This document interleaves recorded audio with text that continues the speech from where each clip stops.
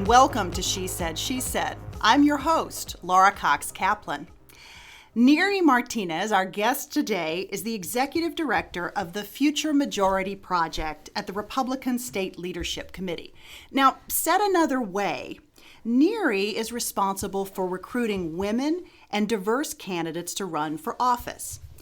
In this role, she not only recruits, but also trains candidates to run for state-level offices. It's fair to say that Neri knows a thing or two about what makes women decide to run for office and what still holds them back. Neri, welcome to She Said, She Said. Thank you. It's my pleasure to be here. So delighted to have you. So what is the Future Majority Project? So the Future Majority Project is an initiative of the Republican State Leadership Committee to recruit and support women and minority candidates for state-level office. And so we recruit for state legislature, Secretary of State, and Lieutenant Governor races. And we work in the 50 states to try to reach out to each one of these potential candidates in these seats. So how did it start? Is this a new initiative or is this something that's been around for some time? And why did it start? Yeah, so the initiative, it's a Future Majority Project and Right Women Right Now. So it's both the outreach to diverse candidates and female candidates. It started under the chairmanship when Ed Gillespie was chairman of the Republican State Leadership Committee, and Matt Walter was political director of the committee. Matt Walter is currently the president, and under their leadership, this initiative began as an effort to help more women and Hispanic candidates get past the finish line, if you will. And $5 million was invested in a number of these candidates to help them out in the 2011 and 2012 cycle. In 2013, they brought me on board as an in-house Future Majority Project director. And the idea was to really expand upon this initiative and consider recruitment strategies so that we are able to proactively and aggressively get more women and minority candidates on the ballot so that we would be able to have more people to invest in year to year. We have focused on open and target races, and therefore most of the recruitment is happening in the 50 states where we are trying to target particular seats and chambers. There are a number of candidates that we try to be supportive of that are not in target seats, but we focus on these seats because we're not just interested in candidates. We are interested in elected officials. We want women to run and to win. So we are focused on recruiting women to win in the seats where Republicans are going to win. And that has really been the key strategy, is to focus on the seats where everybody's going to invest in or where a Republican is likely to win so that we have more elected officials that are serving in the legislature. We believe that this is both the right thing to do and also the smart thing to do. Mm-hmm. So it is the right thing to do because we need more women serving in state level office. We need more diversity in our caucuses and in our party. And it is the smart thing to do because through this initiative, we have actually been able to win seats that were previously held by Democrats, many of them male Democrats. And we've been able to help elect new candidates, which are female and minority, to these seats. And therefore, it's been a good political strategy. It has been good for the party, and it's been good for the nation as a whole. Mm-hmm.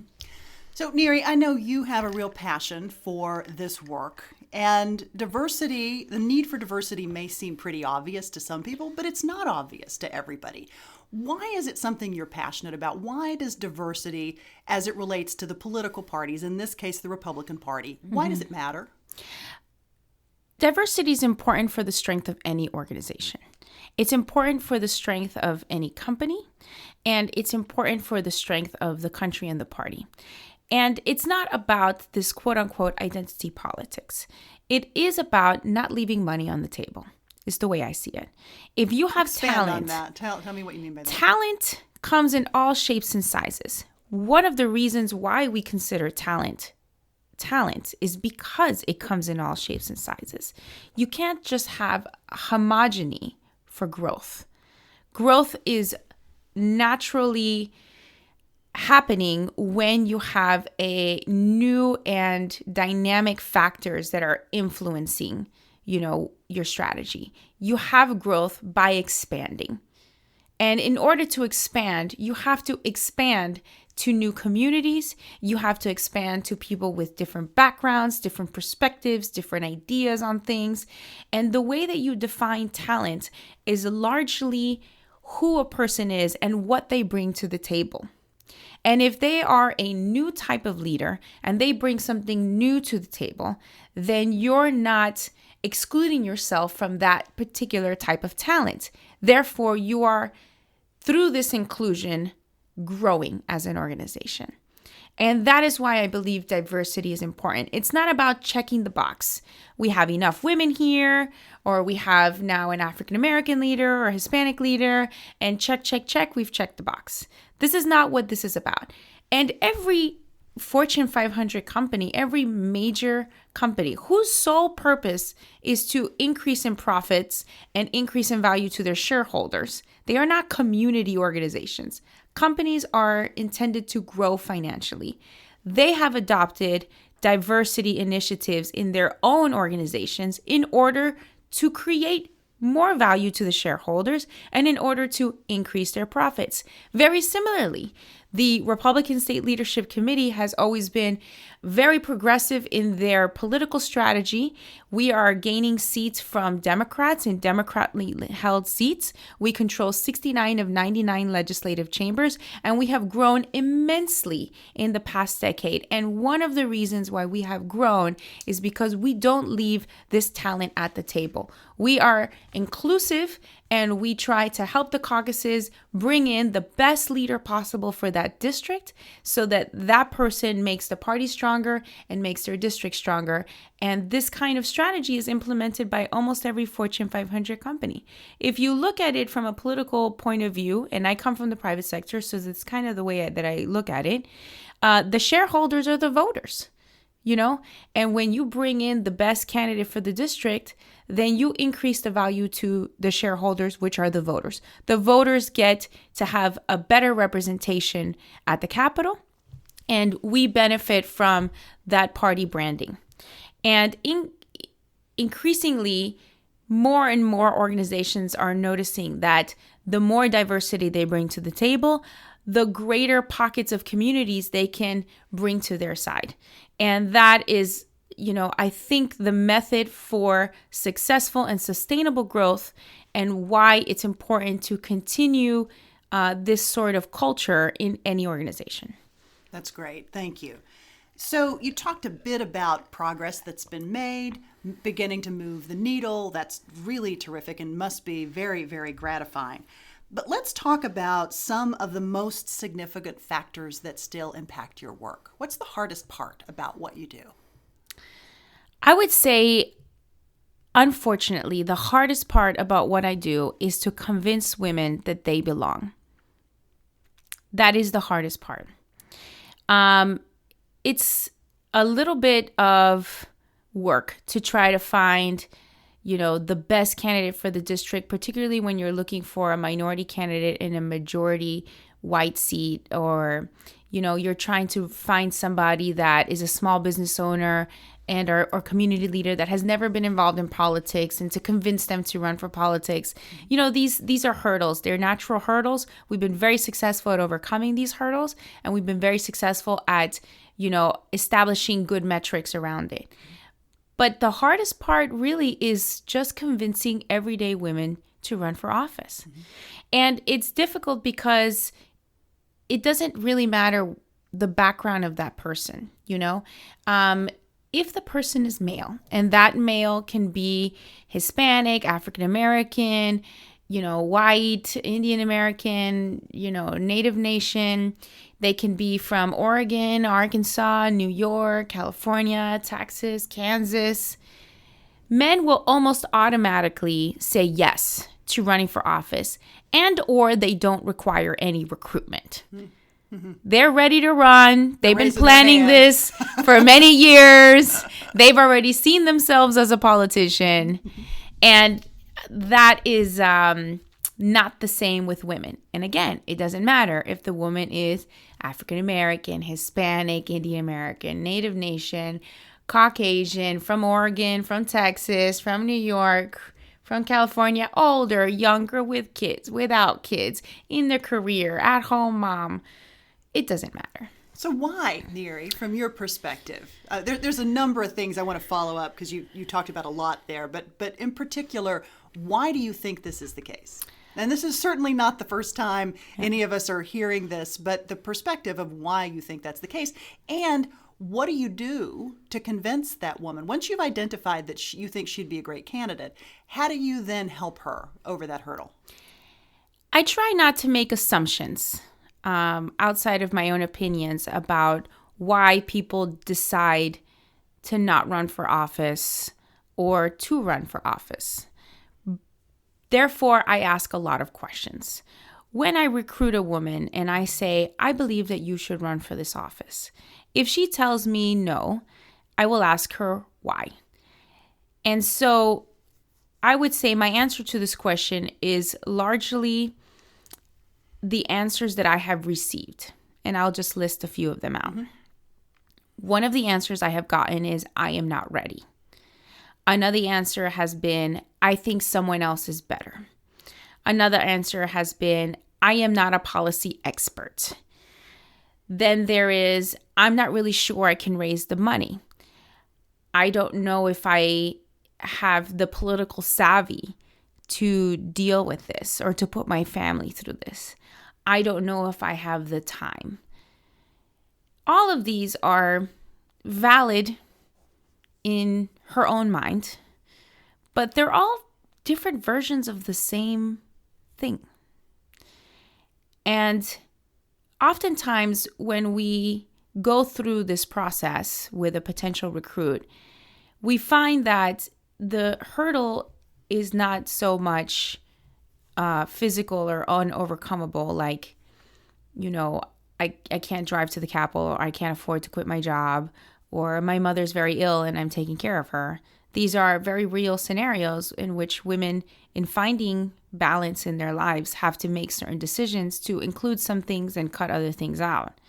But out of all the responses that I've given, more than half of them are different versions of the same thing, is that I am not equipped to be in politics. I'm not qualified. I am not qualified. And when I get 5 different versions of the same thing, I start to understand maybe this is the root cause. So we go through the process of why this woman feels that she is not qualified. And when we go through that process, after the recruitment conversations, she begins to realize she is. And I'll tell you how some of the tactics I've employed. I was talking to a woman once in a state where the caucus had made it a big priority for them to recruit as many women as possible. Most of the caucus leaders are men, and they were all convinced that the ticket to success was to recruit all the women. So there was no hurdle in terms of who was doing the recruitment. Everyone was on the same page. They had even identified some phenomenal women that for them would be ideal candidates. And so I said, well, why don't we bring all the women one by one? We'll have individual meetings with each one of them at a location, and we'll have a conversation with each one back to back. So what happened to me in this day, it was a very intense process of having the same conversation over and over and over again. And this is how it would begin. First, I employed a tactic whereby I sat at the head of the table, and the men that were very graciously hosting me that day sat at the side tables. And I had the potential recruits sit at the other end of the table. And so she knew it was a conversation between she and I. And the two of you were in charge of the conversation. The two of us were in conversation. But I also forced her to take charge of her own conversation in that scenario. So I set it up that way. And I began to ask her some questions. And when I got the answer of, I don't think I'm the best person for this district, my response would be, well, with all due respect, Mrs. So-and-so, if you were not the best person, I would be speaking with somebody else. Now, wouldn't I? Wow. So you're if really you put it that way. putting the screws to them. Yes. Yes. And she would sit up right and she would start to see the conversation differently. There was another scenario where she said, I think somebody else could do this. And my response was, well, with all due respect to Mrs. So-and-so, the gentlemen here that are so graciously hosting me and myself, who have come in all the way from DC to come to talk to you today, et cetera, we all believe, and we have done the research that proves that you are absolutely the best person for this district. Now, I'm not going to tell you that you have to run, but if you decide not to run, then I have to go seek second best. So there you go. You're the best. And if you say no, then I have to go find second best. And now you put me in a position where I have to settle for someone lesser than you for this district. This is taking, what you're describing, you're taking a very direct approach to telling her, you're the person we want, we think you're capable, we know you can do this. How often is this the case, Neri, where you have to ask a female, not only ask a female candidate, but really have a tough conversation with her? Is that every time? Is that 3/4 of the time? 1 out of 5? There is a 3 to 7 step recruitment process. Okay, to talk about that. Yeah. Sometimes it's only 3 questions I have to ask to get her to say yes. Sometimes it's 7 different steps I have to do to get her to say yes. So it really all depends. Mm-hmm. There are some occasions where a very ambitious woman, just decided she would run on her own. She didn't ask permission of anybody except maybe her family. And off she went. And we just connected with her. But that is often not the case. Mm-hmm. And so I think there is still a stigma maybe or a hurdle in that sense, but I think the hurdle is mental. Either there is some kind of victim mentality whereby I don't know if I should run because the odds are stacked against me, this idea that it's going to be harder for me because I'm a woman. Mm-hmm. So I don't know if I'm ready to make my life harder on me. So that's not necessarily true. Sometimes it's harder. Sometimes it's easier. When men run for office, they have to, raise money and knock on doors just like everybody else. But maybe the woman believes that it's going to be harder for her. Mm-hmm. Maybe she believes that she really isn't qualified. Maybe she believes that she needs to have a master's in public policy before she becomes a policy maker. Mm-hmm. Maybe she believes that she needs to be, in some other kind of position. I was told about a condition recently called imposter syndrome. Oh, right. We talk about that a lot on this podcast. We talk about a lot of we talk about this a lot, where a lot of women have reached very successful on paper, have become very successful, and for some reason feel like they don't belong, or at any point in time, someone's going to find out that they're not qualified and is going to say, "Who let you in here?" Mm-hmm. And this is very common, and I think that might be part of it too. Mm-hmm.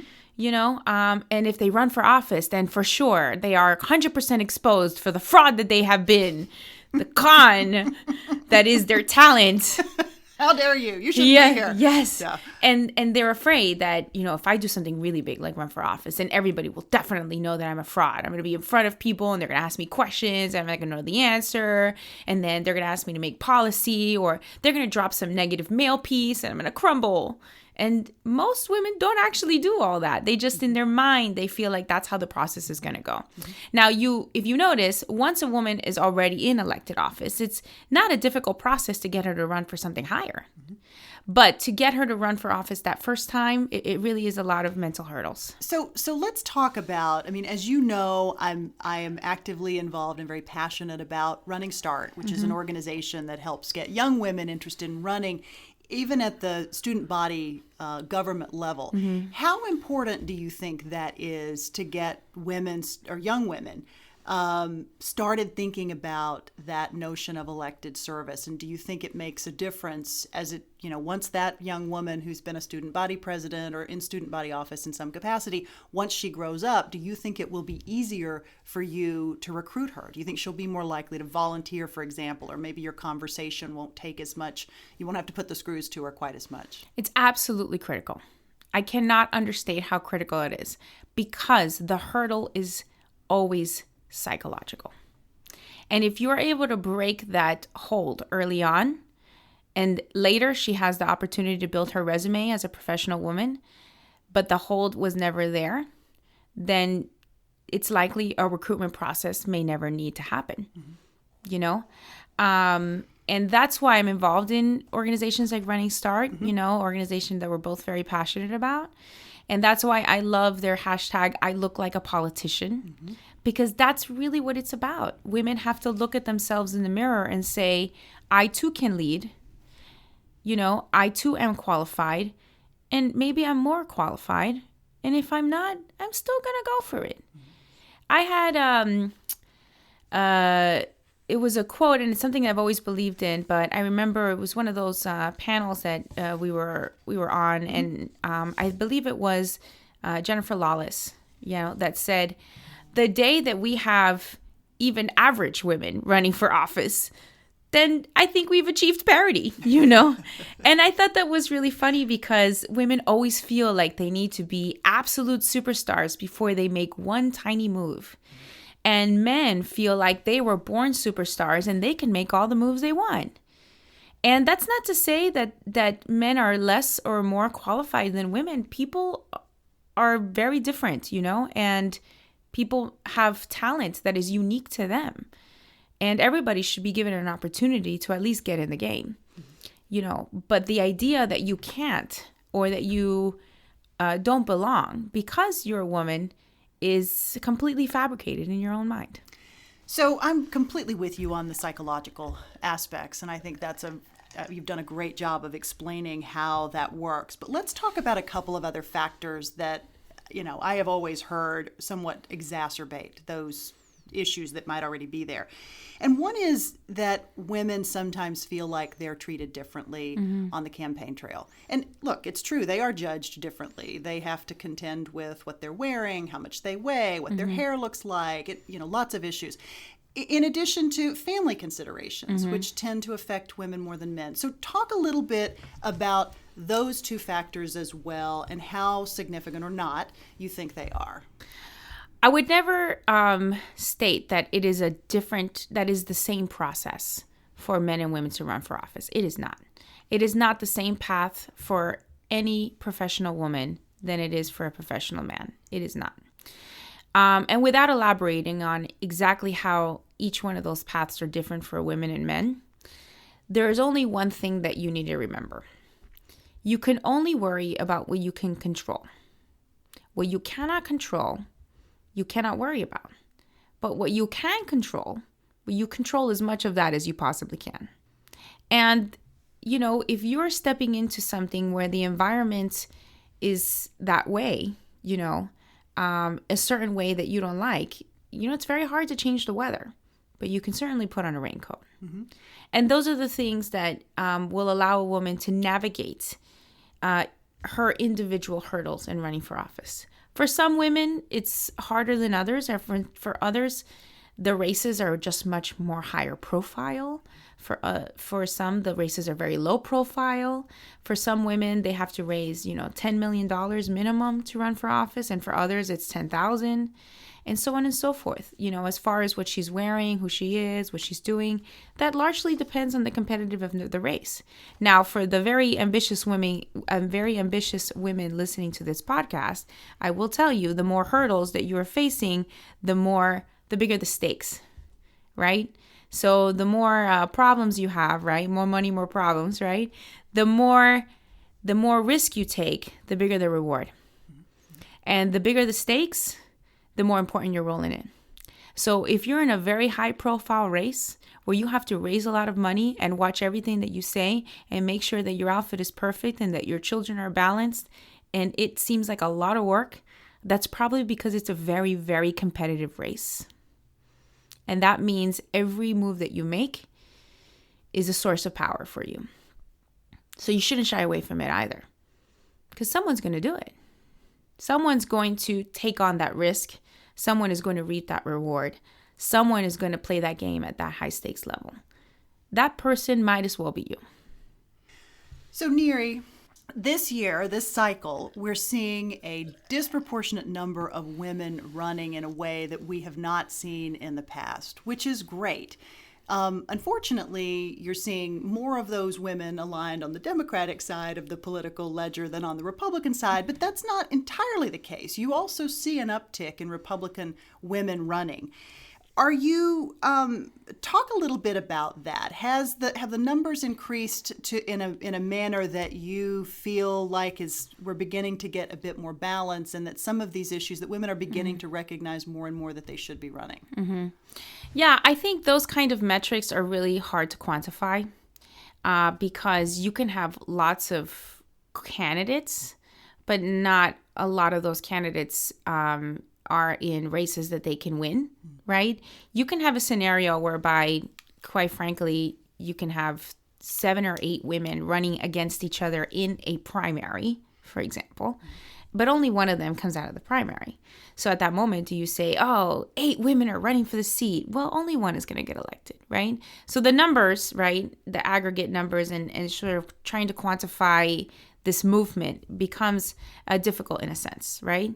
We are tracking every candidate that has filed so that we know how many Republican women candidates are filing for state level seats.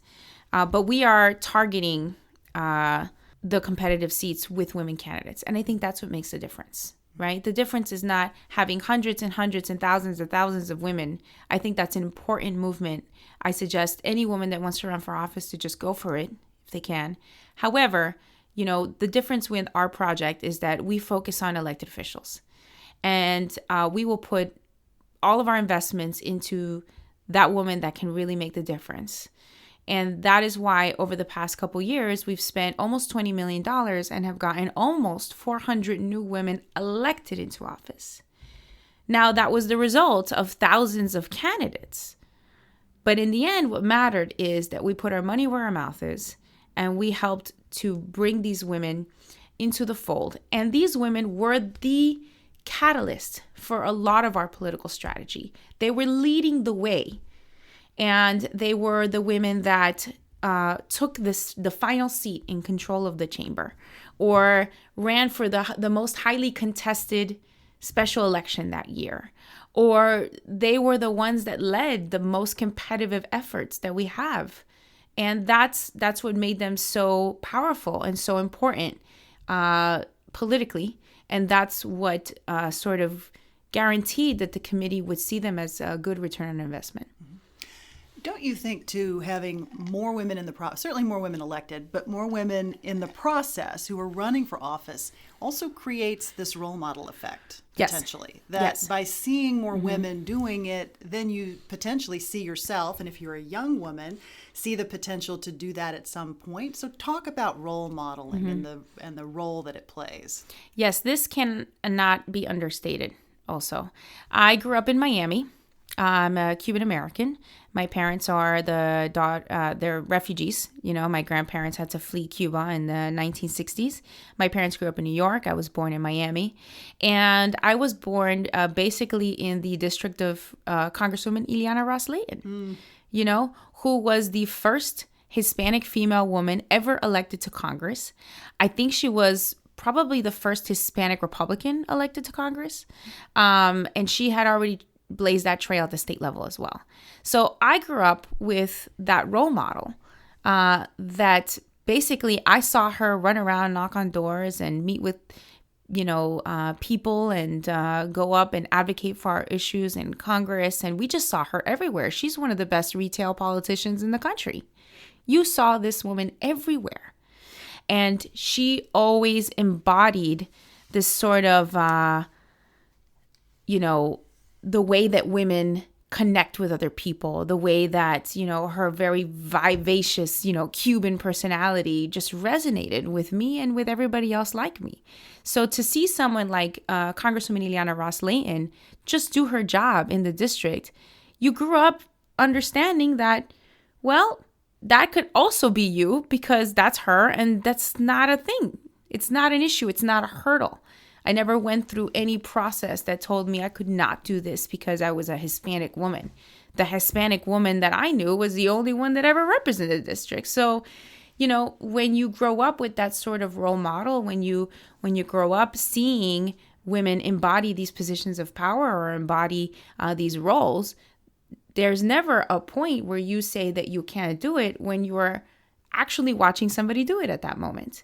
And that does make a huge difference in your belief that you belong.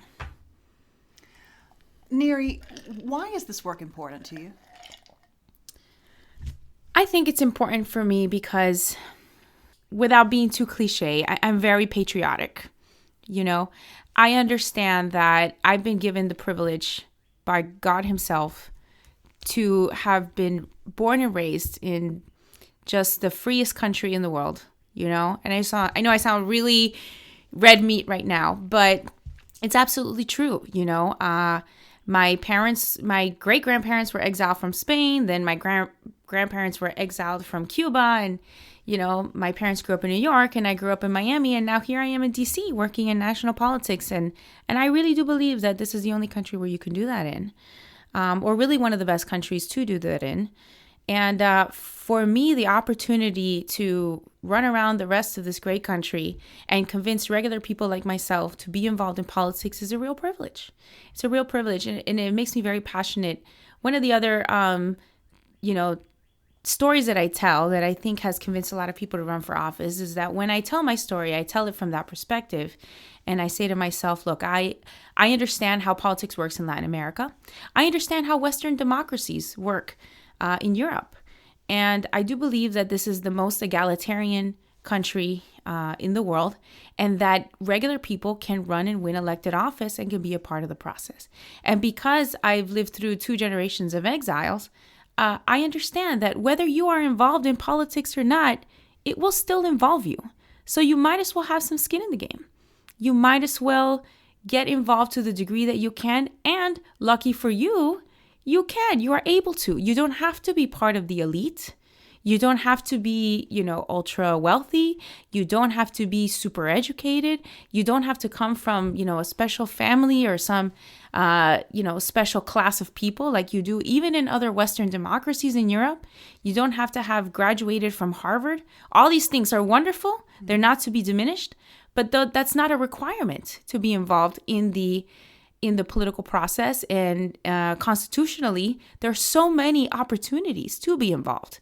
You could be city council, you could be school board, you could be state rep, you could be in Congress, you could be a senator, you could be a state senator, you could be the head of your PTA, you could be, the president of a trade association. And you have all these opportunities to have your voice heard. And I think the opportunity to do that is something more people should take advantage of and have their voice heard. Because if their voice is not heard, then who's going to tell their story? And the passion for me is being able to find people whose story should be told, whose leadership should be at the forefront of American policy, and who really embody the beauty, the freedom, and the egalitarian nature of this great country. And I'm proud of those leaders, because those leaders are the ones really creating a better country for us, in the next generation. That's beautiful. Thank you, Neri. So what's your best advice or life hack? That piece of advice that you always give to other people, whether it's a candidate or not, or a piece of advice that someone's given to you that you constantly refer back to? Is there one thing that you would leave our listeners with that is kind of your guiding light? Get a life. What do you mean by that? I mean that ambition is important. Careers are important. You should always strive for what you feel that you should do, where you feel like you belong. Nothing should ever stop you from doing these things. But it is more important who you are than what you do, ultimately. One of my favorite quotes is from Maya Angelou, and she was one of my favorite poets growing up. And she had a quote that says, "People will forget what you say, people will forget what you do, but they will never forget how you made them feel. And it is one of my favorite life quotes because it really is, that is what life is about. It's also a very good political quote. If you're trying to be in politics, your number one goal is to be liked and for people to vote for you. But people can tell if you're real or you're not. People can sense if you're authentically serving them or if you're not.